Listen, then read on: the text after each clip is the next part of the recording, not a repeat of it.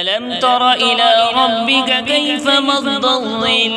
ولو شاء لجعله ساكنا ثم جعلنا الشمس عليه دليلا ثم قبضناه إلينا قبضا يسيرا وهو الذي جعل لكم الليل لباسا والنوم سباتا وجعل النهار نشورا وهو الذي أرسل الرياح بشرا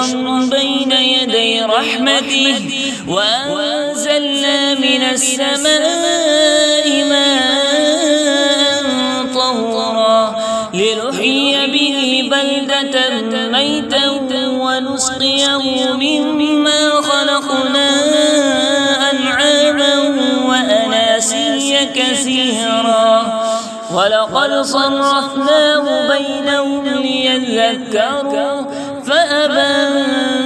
أكثر الناس إلا كفورا ولو شئنا لبعثنا في كل قرية نظيرا فلا تطع الكافرين وجاهدهم به جهادا كبيرا وهو الذي مرج البحرين هذا عذب فرات وهذا ملح أجاج وجعل بينهما برزخا وحجرا محجورا وهو الذي خلق من الماء بشرا فجعله نسبا وسحرا وكان ربك قديرا ويعبدون من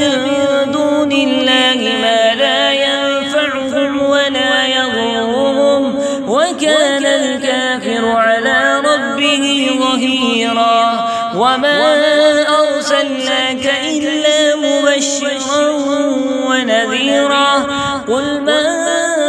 أسألكم عليه من أجر إلا من شاء أن يتخذ إلى ربه سبيلا وتوكل على الحي الذي لا يموت وسبح بحمده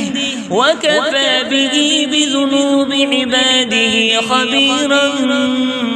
خبيرا الذي خلق السماوات والأرض وما بينهما في 6 أيام ثم استوى على العرش الرحمن فاسأل به خبيرا وإذا قيل لهم اسجدوا للرحمن قالوا وما الرحمن